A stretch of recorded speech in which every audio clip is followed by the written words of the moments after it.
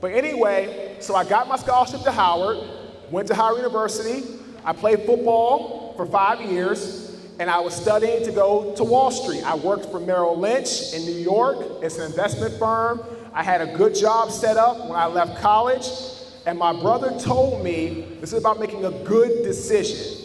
He said, Marques, give it all you have for 1 single year. Give everything you have as far as going to the gym, making good decisions, being accountable, all that good stuff. He said, do it for 1 year. If you get drafted, great.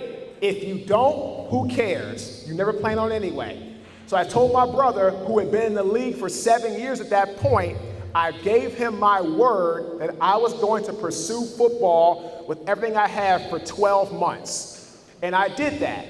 And I got drafted into the NFL. So look at that, guys. I thought my career was over after high school. I got one opportunity. I thought my career was over after college. I got another opportunity. Life is going to throw you curveballs. It's never going to be a straight line, ever. Plan for things to happen that you don't expect.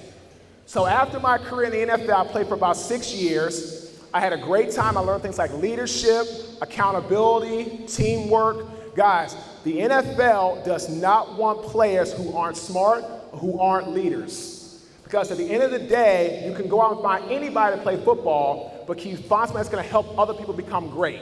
And that's what a leader does. A leader helps others around them be great. So my career was over. I thought about what am I going to do next? And I had to evaluate myself and ask myself, what do I have in my possession that's going to help me be successful? I said, well, I'm a great leader. I'm great with people. I'm a good marketer. And I know how to make people come together and work together. So I decided to start a construction company.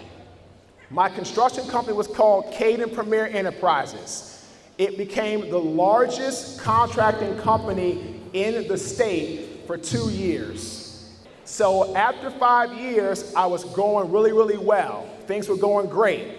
And then I made the cardinal mistake. I made a bad decision. I ended up trying to grow my company too fast, and I took on a job that was way out of my price range. I had to write checks, guys, for $100,000 a week, every single week. You know why? Because it was my company. I had to take accountability for the mistake that I made on the job. So I did what I had to do to get myself on square ground. And when I got on square ground, I went to get paid back my money by the developer and the contractor that I worked for. And you know what they said? Great job, Marques, fantastic work. We are not gonna repay your change order. And you know what happened to me, guys? I went bankrupt. I went broke. I lost everything I owned in 3 months. That includes my home, that includes my cars, that includes everything. Everything was gone.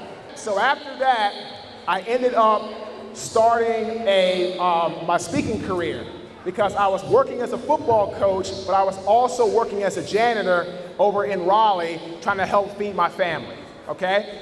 So when something happened at work, I became a public speaker. I started telling my story to help others become successful. There is a 4-step process to being a great leader, okay? There's a 4-step process. The first one is to develop the idea of being a leader. You have to develop that idea so you can be able to go out and set a plan for yourself to be successful. You have to ignite the idea of being a leader, okay? If you ignite the idea from inside with passion, you can be good, okay? You have to inspire people around you to be great. And then you have to repeat the process, okay?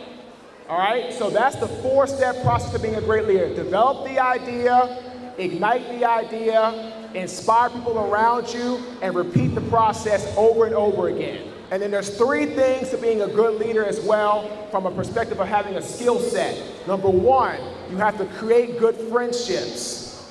When you have good friends around you, good things happen, okay? Number 2, you have to be able to lead by example, by the action, not by the word, all right? And the last thing is you have to be self-aware of who you are and what you're trying to accomplish.